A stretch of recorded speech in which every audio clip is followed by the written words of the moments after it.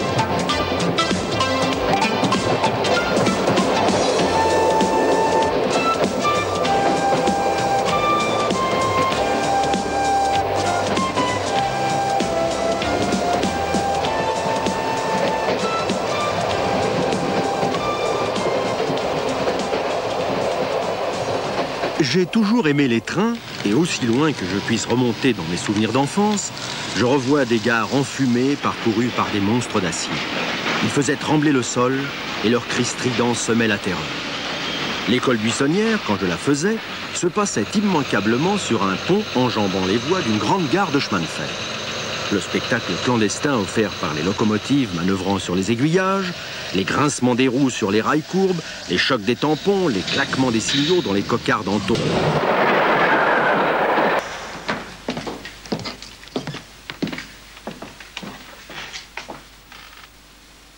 Tout jeune, j'adorais les trains, tout ça, et j'ai travaillé dans différents endroits, et mon père m'a dit « Bon, bah ça te plaît les chemins de fer ?» Je suis rentré à l'école des chemins de fer à Noisy-le-Sec, et j'adorais le train. C'était un plaisir pour moi. Puis j'ai eu l'idée de monter des trains chez moi. Ça a été mon dada, des trains, des locomotives. Au chemin de fer, la locomotive, les mécaniciens, ils diront actuellement, même ceux qui conduisent des machines électriques, ils ont adoré leur locomotive. C'était un drôle de travail. Il faut aimer ça. Et c'est pour ça que j'ai construit rien que des locomotives à vapeur, le plaisir d'avoir ces bielles, tout ça qui marche. Pour un mécanicien, un vieux mécanicien en retraite, eh bien, c'est merveilleux. Et je travaille quand j'ai du temps, mes dimanches, j'aime pas sortir, eh ben, j'ai travaillé à mon train. J'ai commencé par un petit réseau, puis après j'avais 2 voies, après j'ai mis 3 voies, puis après, vous savez, on fait des aiguillages, on fait des tas d'aiguillages, alors j'en ai fait pas mal. J'ai compliqué mon réseau. Et j'étais heureux avec ça, j'ai mes locomotives et j'y pense. J'adore ça parce que comme je montais dessus, et ça me plaisait tant.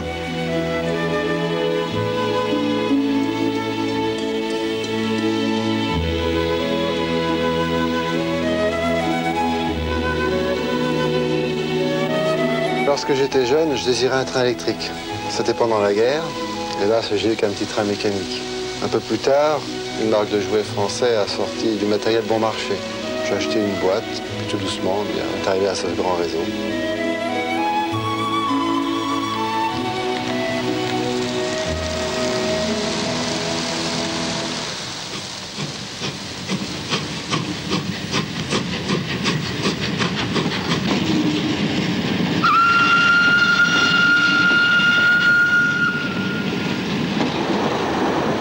Traction, c'est la vapeur. Je suis mécanicien à la SNCF et titulaire de la dernière machine à vapeur encore en service. La vapeur, pour moi, c'est quelque chose de sacré.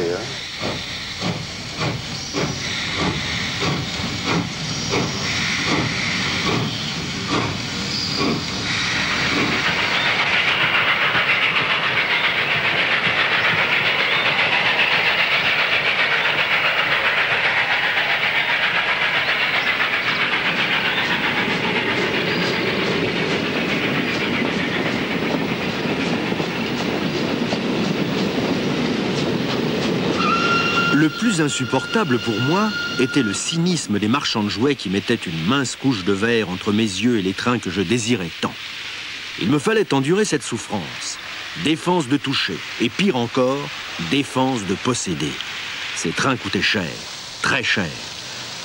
Je fus donc contraint de jouer avec un modeste train que j'installais avec l'aide d'un camarade sur le tapis du salon, le dimanche après-midi. Où est-ce qu'on met la gare? Là, près de l'aiguillage. On pourrait mettre d'autres rails? Oui, d'accord. Traversons les trains et remontons le temps.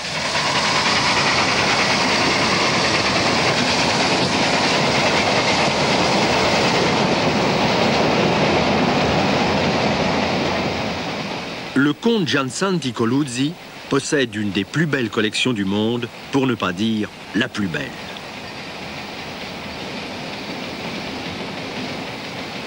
Nous découvrons que les trains jouets en tôle peinte se font déjà sous Napoléon III. Le fourgon avec sa guérite, les voitures à voyageurs hautes sur roues, la locomotive délicate aux immenses roues fines, voilà les trains du Second Empire qui emmènent à 60 km à l'heure une foule de messieurs à chapeau haute forme et de dames en robe à crinoline. Oui, mais il lui manque quelque chose à ce beau train. Il lui manque le chemin de fer. Et oui, il n'a pas de rail.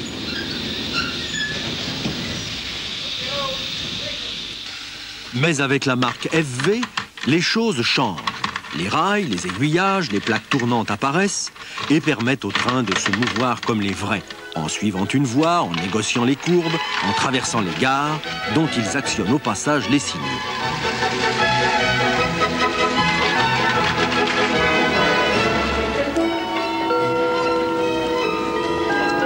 Les Allemands, qui dominent le marché mondial du jouet depuis des siècles déjà, ne se laissent pas distancer. Des marques comme Märklin existent depuis 1859 et vers la fin du siècle offrent une gamme de trains superbes à leur clientèle internationale. Ces gares immenses et baroques sont des jouets princiers. Les personnages de plomb attendent, sous les marquises en tôle finement découpées, que les trains les plus fabuleux les emmènent sur la Côte d'Azur, le Bosphore ou les bords du Nil. L'Orient Express ou le train bleu font battre les cœurs à leur seule évocation.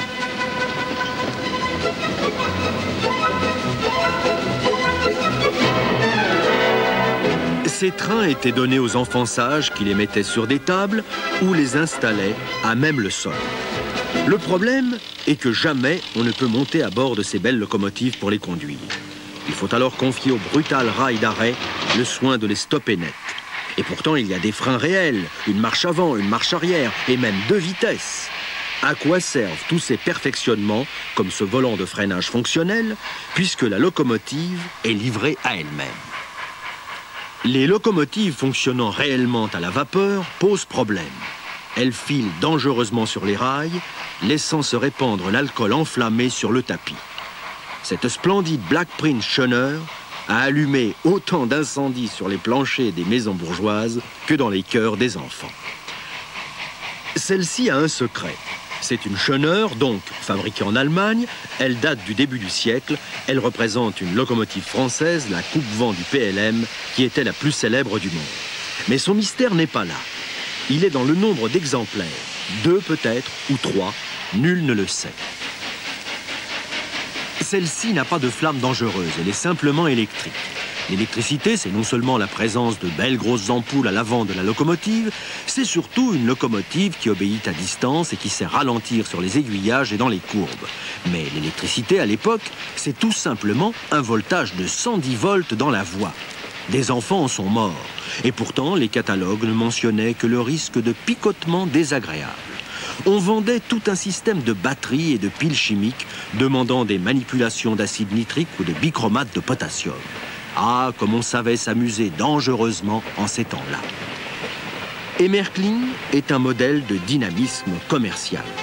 Caroline Märklin, la veuve du fondateur, sait prendre ses valises d'échantillons et parcourir l'Europe entière. Mais les Allemands envahissent le marché anglais avec de splendides locomotives de type britannique. Aimer les trains, c'est tout un art de vivre, et aimer les trains, c'est faire partie d'une aristocratie raffinée qui met sur un pied d'égalité les beaux chevaux, les belles femmes et les belles locomotives. Et cette aristocratie emmène partout avec elle son mode de vie, jusque dans les colonies. Mais ces enfants sages l'étaient-ils autant que cela? Il faut croire que non, hélas, si l'on compte les trop rares trains qui ont survécu. Leurs parents leur en ont donné par milliers de ces splendides trains-jouets, et c'est par milliers qu'ils ont été cassés, perdus, détruits. Et puis, les parents, eux aussi, les ont cassés avec leur déménagement, leur guerre. Les villes bombardées, en Allemagne comme en France, furent le cimetière des hommes et des enfants, mais aussi de millions de jouets.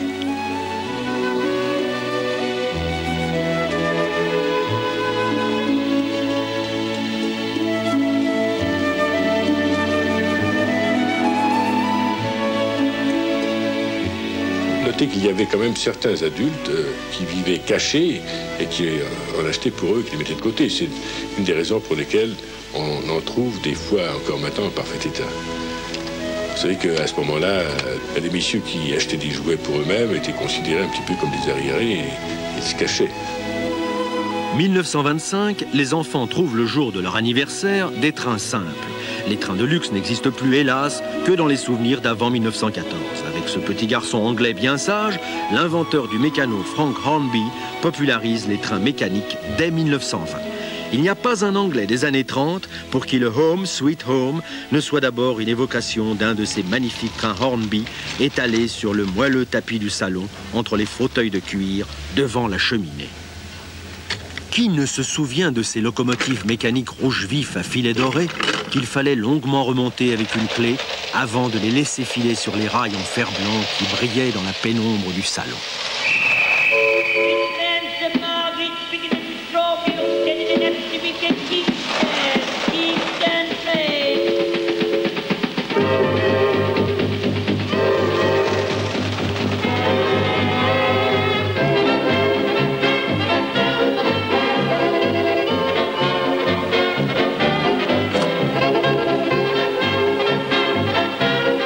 Ces trains, une fois mis sur les rails, s'amusent tout seuls, sans avoir besoin de personne. Alors Hornby joue la carte des accessoires innombrables qui permettent un véritable jeu. Les bagages que l'on charge ou décharge, les personnages et leurs uniformes,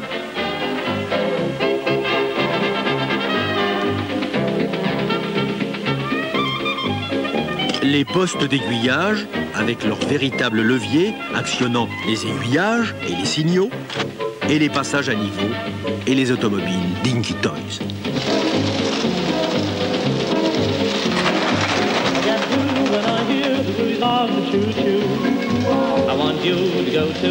Fort de son succès en Angleterre, Hornby conquiert le monde et la France grâce à son usine de bobines.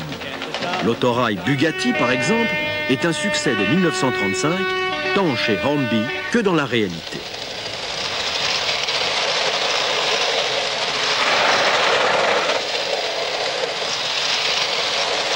Rêvant des charmes de Greta Garbo ou du Front populaire, ce petit garçon rêve aussi de trains. Les ouvrières travaillent pour lui, comme nous le montre ce très rare document d'époque.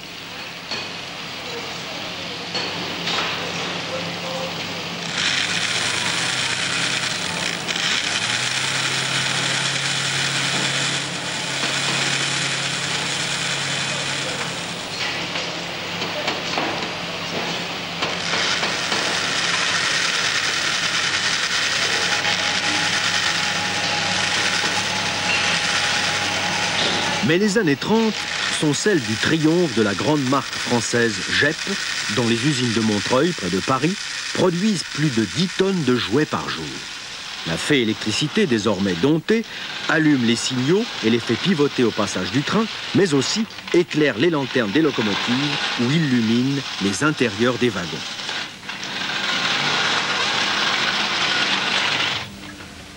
L'autorail est à la mode du jour et les modèles à soufflet réel avec leurs caisses articulées rouge et crème expriment la vision moderne du train-jouet.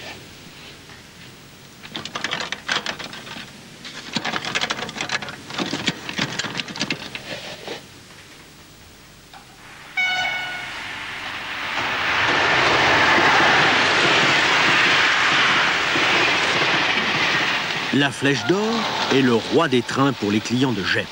et sa belle locomotive, type Pacifique Nord, couleur chocolat à filet or, sa rame de voiture Pullman marron et crème, son fourgon à bagages spécial, voilà un rêve fou qui coûte plus du mois de salaire d'un ouvrier.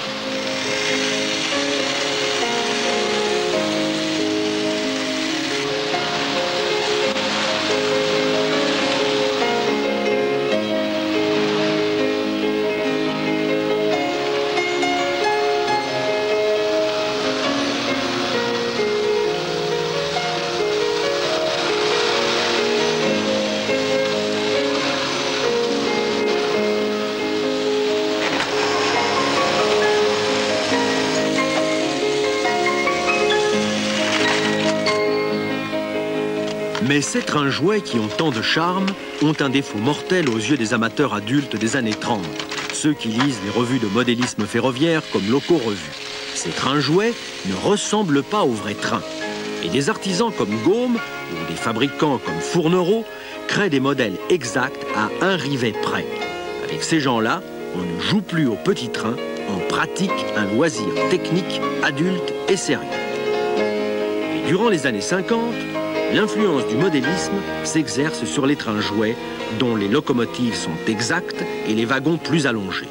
Mais surtout, c'est la naissance des très petits écartements comme le HO sur sa voie de 16 mm 5 qui ouvre une ère nouvelle. En 1949, naît la marque française Jouef avec ce curieux autorail à l'échelle HO tout en tôle imprimée. Il annonce ce que sera désormais la politique commerciale de cette firme. Le train miniature à la portée de tous. Et sur cet autorail transsaharien, on peut lire, délicatement imprimé sur la fine tôle de fer blanc, les dernières aspirations de la France en Afrique, incarnées par un conducteur blanc et des voyageurs noirs.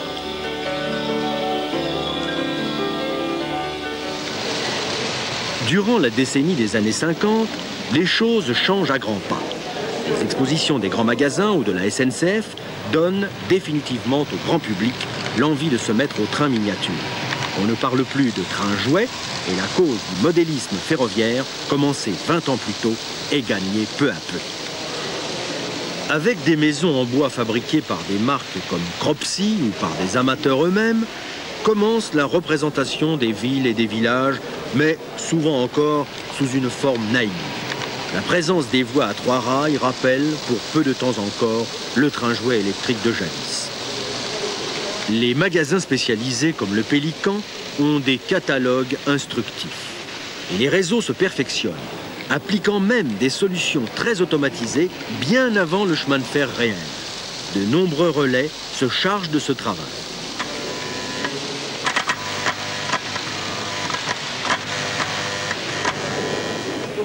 Le train jouet naïf, sur son réseau ovale, n'a pas dit son dernier mot. Un graphisme coloré et avantageux impressionne les enfants qui n'ont pas d'autres informations sur les trains miniatures. Et l'envie de reproduire intégralement le plus beau réseau du catalogue travaille fortement les esprits. D'une naïveté charmante et désordonnée, ces grands réseaux démesurés restent dans mon souvenir comme quelques défis d'un facteur cheval ou d'un douanier Rousseau, avec leurs voix entremêlées en tous sens comme des nouilles, leurs trains grouillant dans toutes les directions et courant comme des souris affolées de toute la vitesse possible.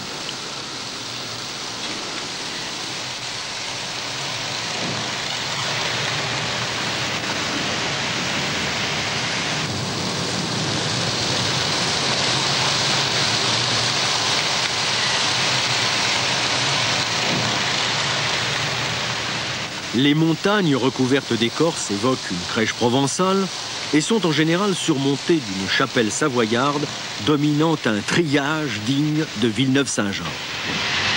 Les maisons sont un panachage de styles de nations différentes, tout comme la composition des trains alliant joyeusement des wagons américains et une locomotive suisse ou allemande.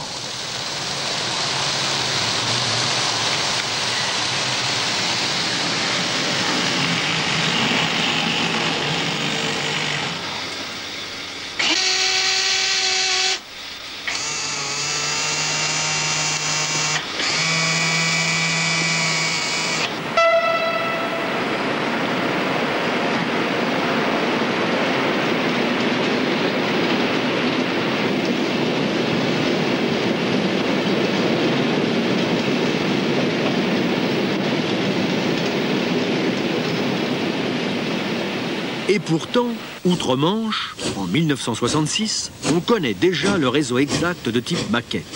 Les gares sont reproduites avec fidélité, même le tracé des voies et les trains ne tournent plus en rond. Les Anglais sont déjà à la recherche de l'authentique, jusque dans les matériaux utilisés. Si ce chemin de fer industriel dessert une mine d'ardoise miniature, savez-vous que ces rochers sont réellement de l'ardoise?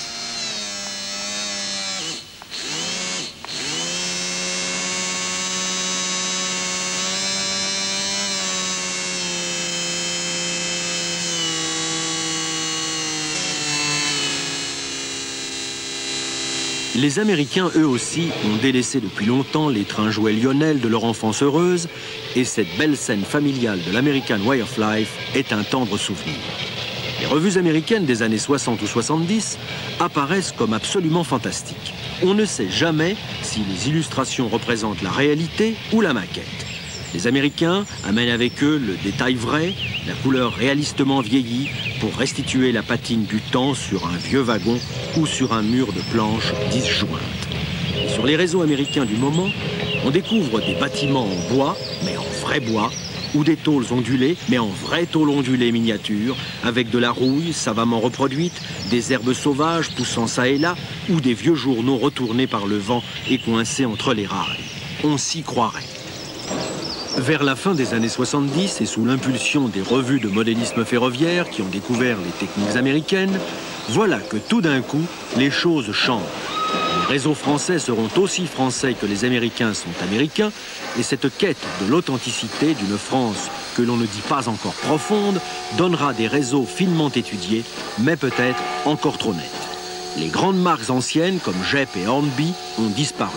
Et Jouef se convertit définitivement au modélisme ferroviaire en offrant des bâtiments bien français et des éléments de décor très réalistes signés Philippe Valois ou Alain Prat.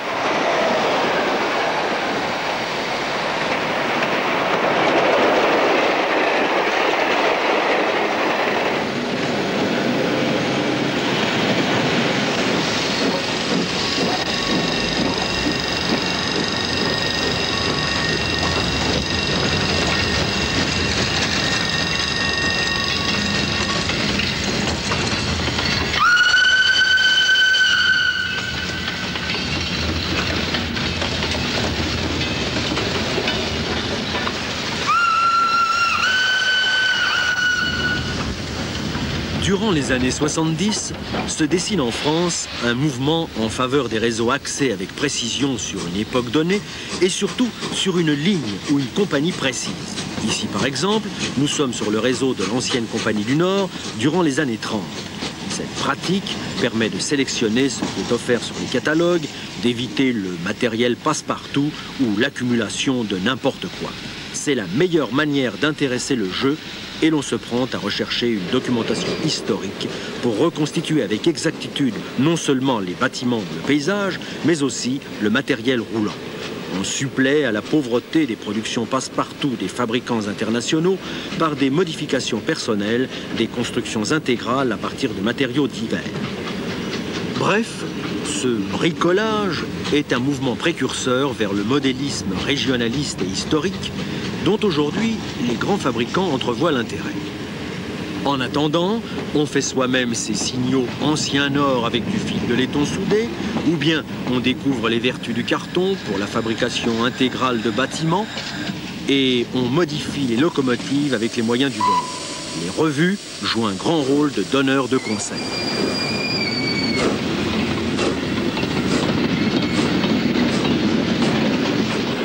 Les clubs de modélisme ferroviaire naissent et sont une bonne centaine en France vers le début de la décennie des années 70. Certains se logent même dans des voitures de la SNCF garées près de la capitale sur une voie qui ne sert plus. C'est le paradoxe du petit train dans le grand train.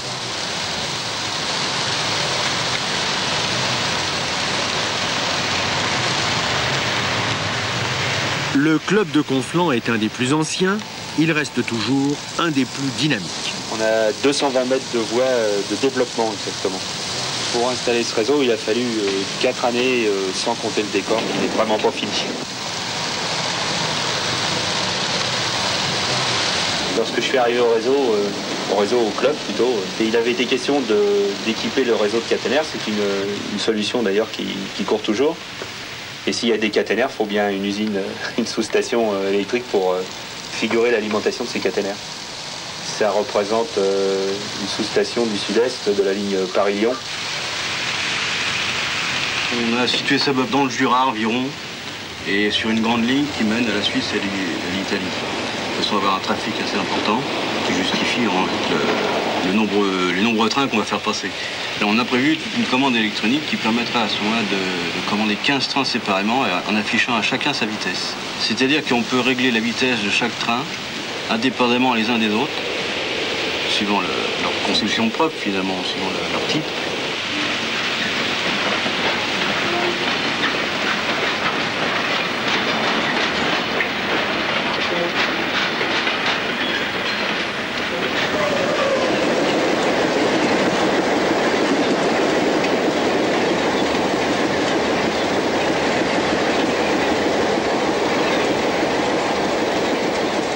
Mais ce club a d'autres activités comme la pratique de la minuscule échelle N sur voie de 9 mm.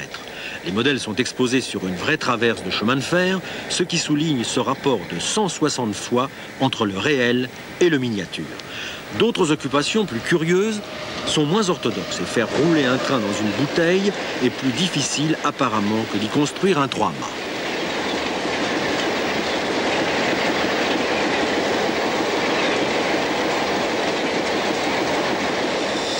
La construction de magnifiques modèles en laiton reste l'art noble du modélisme ferroviaire et cette discipline, qui fut l'apanage de quelques amateurs très adroits et très outillés jadis, se démocratise durant les années 70 grâce aux boîtes de construction produites par Kit Zero, fournissant des pièces en laiton à terminer et à assembler, soit grâce à des productions en série limitée dont la firme suisse Fulgurex s'est faite le champion.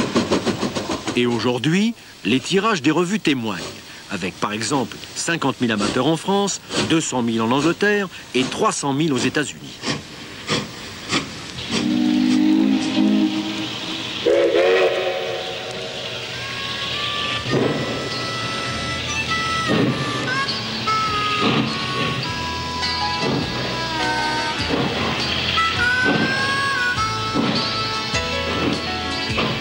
Les Américains restent aujourd'hui encore les champions du modélisme et du maquettisme de très haut niveau de réalisme. Un goût pour le passé historique de leur pays et la vulgarisation intelligente des techniques professionnelles des décorateurs de cinéma par les revues spécialisées, voilà sans doute les deux facteurs principaux de cette réussite. À partir de bâtiments en kit, comprenant des centaines de minuscules pièces en bois véritable, on obtient des scènes qui vous coupent le souffle tellement les moindres détails de la réalité sont fidèlement rendus. C'est ainsi que dans un cendrier de 2 mm de diamètre, on trouve des mégots à l'échelle, ou dans une casserole de 3 mm, on peut compter les haricots.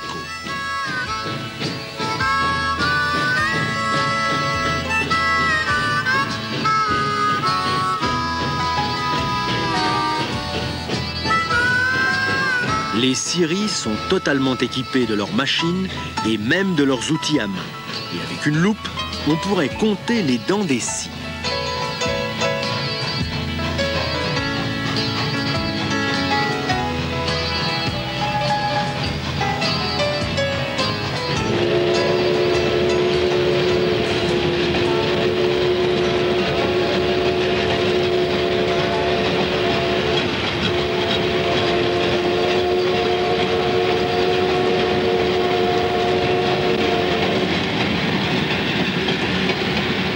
Ces techniques américaines ont maintenant traversé l'océan Atlantique, et si ce paysage semble avoir quelque chose de l'Arizona ou du Texas tellement il est désertique, il est bel et bien français et évoque parfaitement les étendues brûlées du sud de la France ou même de la Corse.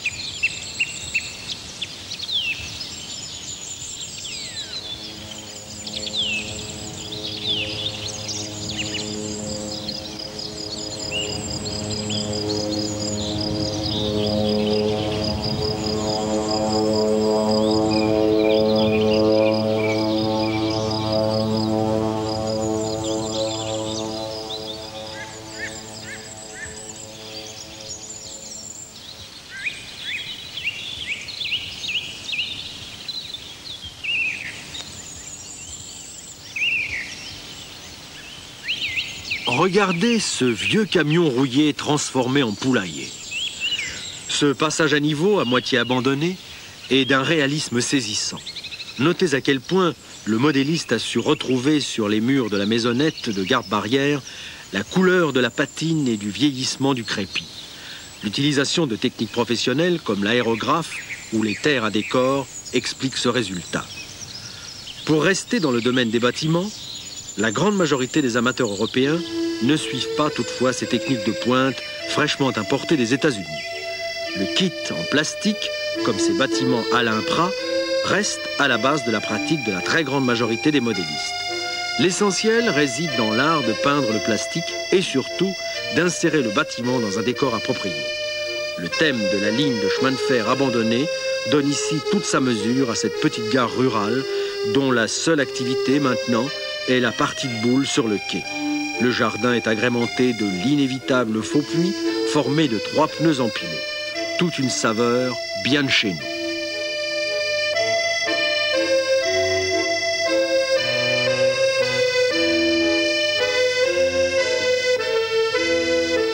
Mais quand on désire reproduire un paysage accidenté, il faut connaître la géologie, ou du moins la forme et la couleur des rochers.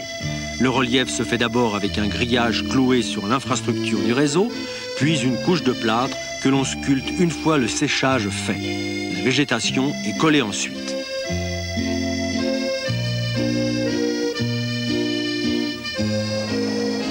Un tel travail de géologie est rare sur les réseaux modulaires qui, eux, sont formés de tables juxtaposables que l'on transporte facilement sur le lieu des expositions. Ces tables, modules, sont faits individuellement par les membres d'un club. Et ceux du club de Conflans-Sainte-Honorine ont choisi de représenter la ligne des chemins de fer rétiques en Suisse. Assemblé spécialement pour cette émission, ce réseau modulaire a pour particularité son relief très accentué et le train passe d'une vallée à une autre grâce à une succession de tunnels qui, en fait, servent à raccorder les modules entre eux. Le paysage a été reproduit d'après des photographies et il est donc absolument exact.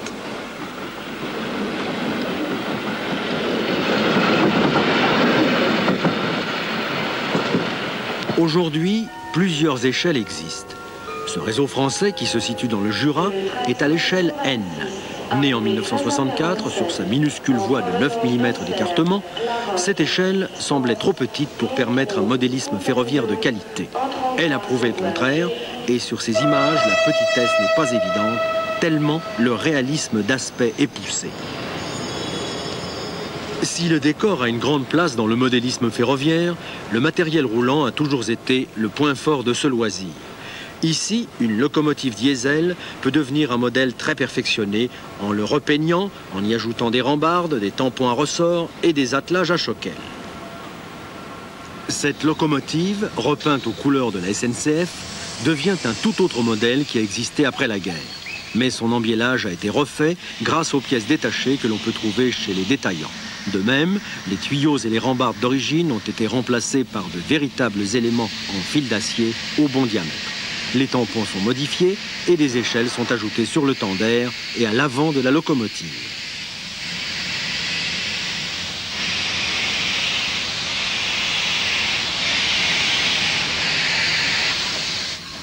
Un réseau de chemin de fer n'est jamais terminé. Il y a toujours un élément nouveau à ajouter ou un ancien à reprendre. Ici, la nature pousse en quelques secondes avec du flocage vert saupoudré sur un lit de colle, tandis qu'une barrière et des buissons apparaissent en un clin d'œil. La vache sempiternelle et chère au train qui passe n'est pas oubliée, pas plus que les humbles cabanes de cantonniers qui jalonnent les voies. Mais faire de très beaux arbres en quelques secondes laisserait rêveur l'agriculteur le plus blasé. On enroule de la filasse autour d'une brindille fraîchement cueillie dans la nature et on vaporise de la colle sur le tout. Puis, on saupoudre avec du flocage vert et le tour est joué. Même les écologistes se féliciteraient d'une telle exubérance de la nature. Et sur ce joli réseau modulaire, les arbres écologiquement ne sont pas décimés par la petite ville puisque c'est la France rurale qui est représentée avec bien sûr le jour du marché en prime. Ce village n'a rien à envier aux décors américains par sa finesse et surtout par sa saisie très exacte de l'architecture française qui, tout compte fait, est bien plus difficile à rendre que celle des constructions sommaires en bois du Far West.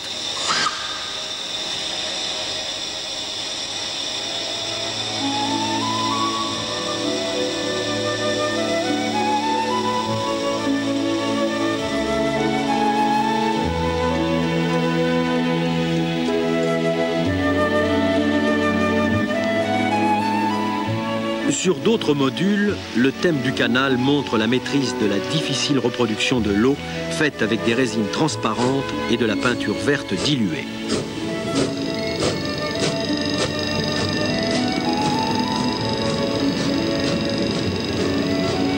Des thèmes moins bucoliques sont possibles et la nature ne triomphe pas toujours sur les réseaux quand les engins de chantier miniatures y font les mêmes dégâts qu'en réalité.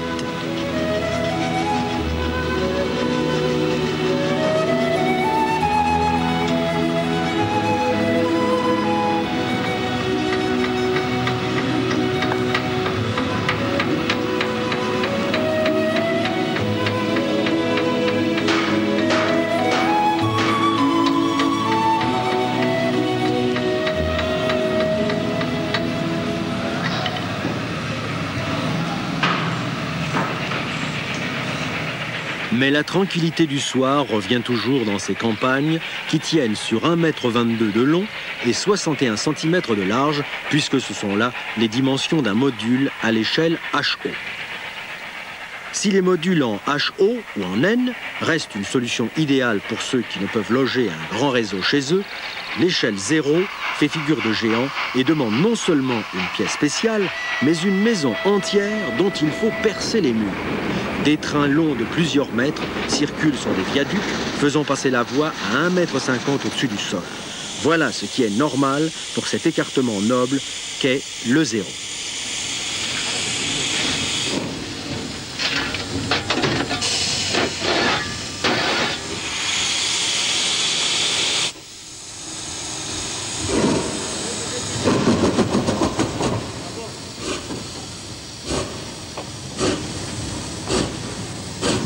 Les manœuvres peuvent se faire à la vitesse de fonctionnement voulue grâce aux qualités des lourdes locomotives en 0.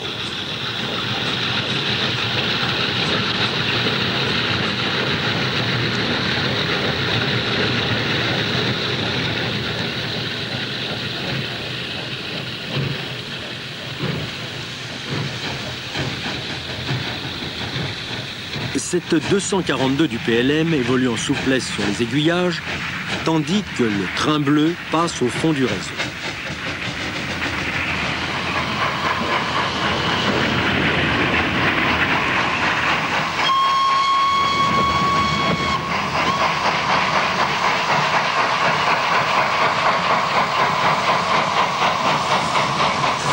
Sur ce viaduc, le train bleu croise un train de wagons-citernes.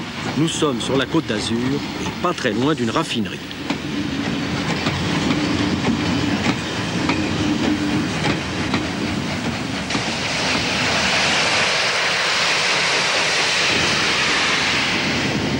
Ce réseau, qui se situe dans les années 50, est parcouru par des locomotives diesel qui déjà chassent les machines à vapeur. Et ce poste d'aiguillage, à l'intérieur complètement aménagé, voit passer les derniers trains de marchandises d'une époque révolue.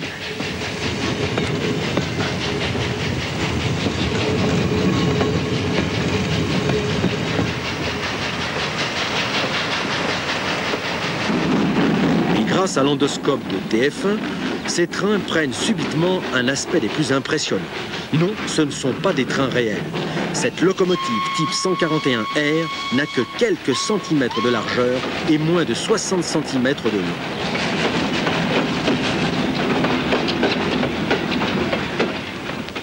Mais il y a des gens qui veulent tout simplement se retrouver aux commandes d'une vraie locomotive à vapeur. En général, des Anglais. Ils se retrouvent assis à cheval sur un wagon-plateforme et tiennent entre leurs doigts le régulateur brûlant d'une locomotive. Et là, les choses sont sérieuses. Il faut savoir faire le feu, le conduire, en sachant le pousser pour obtenir de la vapeur, surveiller les manomètres, le niveau d'eau, le graissage. Qui a dit que le chemin de fer miniature était facile? Pas ses enfants admiratifs en tout cas.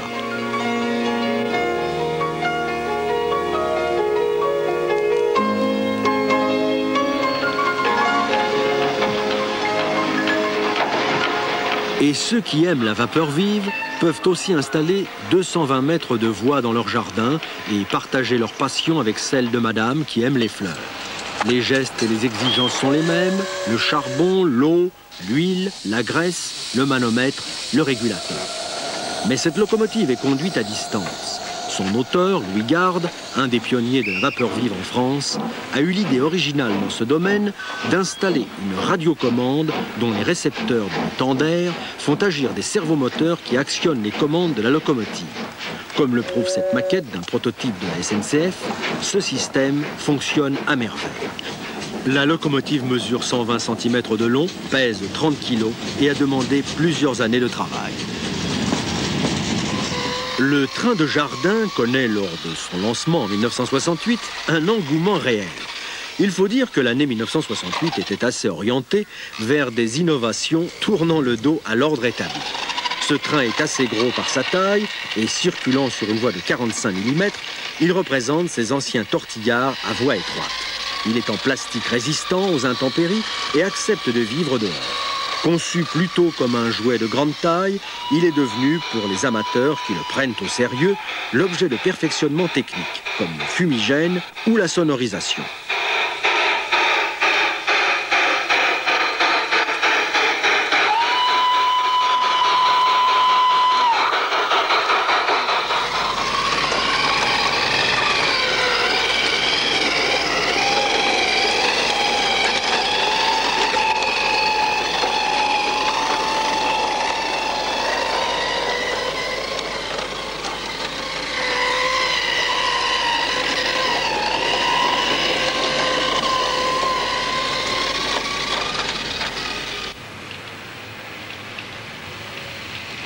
Mais le chef-d'œuvre par la passion, c'est ce que représente un réseau gigantesque de plus de 100 mètres carrés que nous avons découvert au Havre. Ici, à l'association des modélistes havrais amateurs, on prépare longuement les projets et puis on passe aux actes. Installer des maisons, un dépôt, une grande gare, certes, c'est déjà beaucoup, mais faire circuler des trains sur les 800 mètres de voies de cet immense réseau demande ni plus ni moins qu'un véritable poste d'aiguillage grandeur nature et tout un réseau de lignes téléphoniques.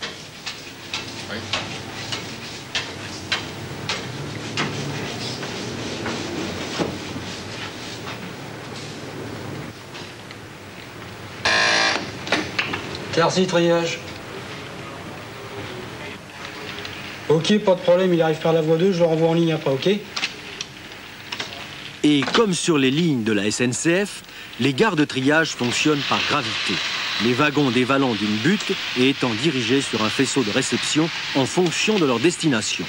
L'absence d'inertie due à la petitesse des trains en HO est compensée par une légère pente donnée aux voies de garage, ce qui permet aux wagons de rouler plus longtemps.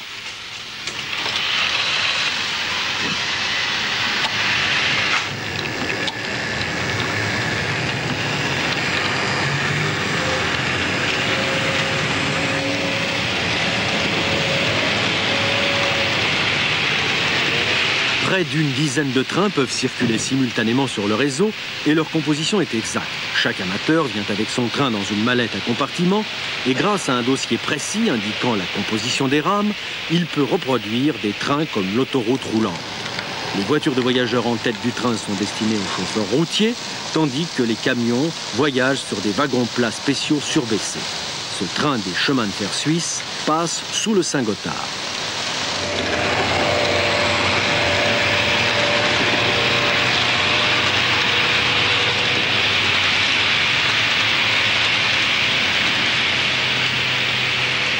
Nous allons d'ailleurs donner un ordre précis au poste 1.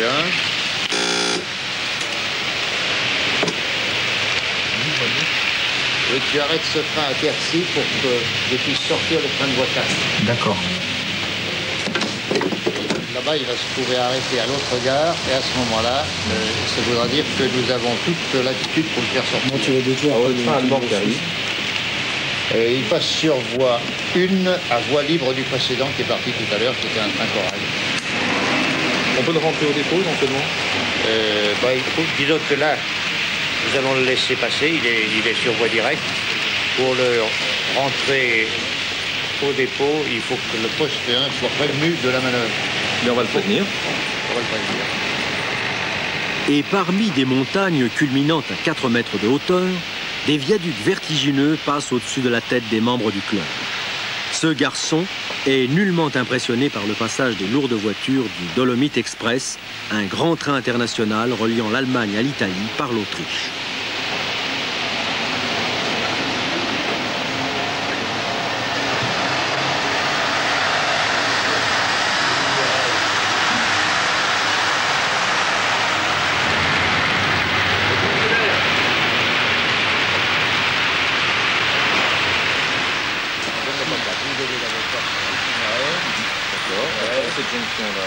Le grand dépôt a de nombreux appareils de voie qui demandent des nettoyages fréquents à la gomme abrasive pour faciliter les mouvements des locomotives. Construits par les membres du club, les bâtiments sont en carton ou en bois, comme c'est le cas avec ce château d'eau et ce toboggan à charbon type Nord.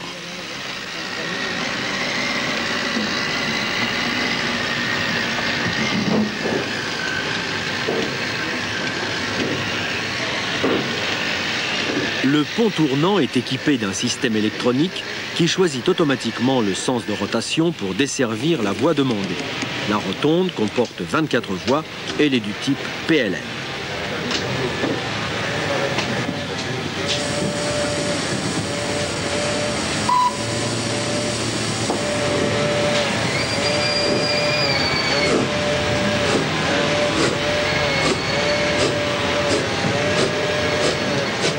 Revoir ce réseau splendide, un des plus beaux du monde. Je revois les trains de mon enfance, avec leurs locomotives entourées de fumée et manœuvrant sur...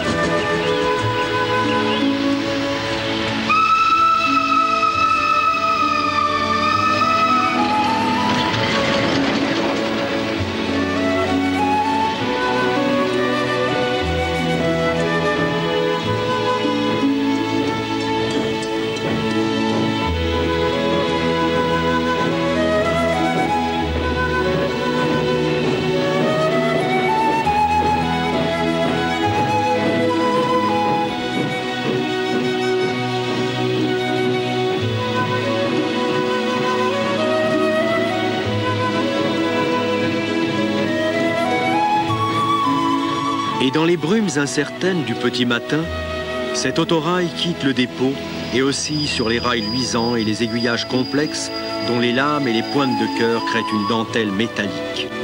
Comment ne pas admirer ces trains miniatures qui n'ont rien de petit et qui confinent au grandiose?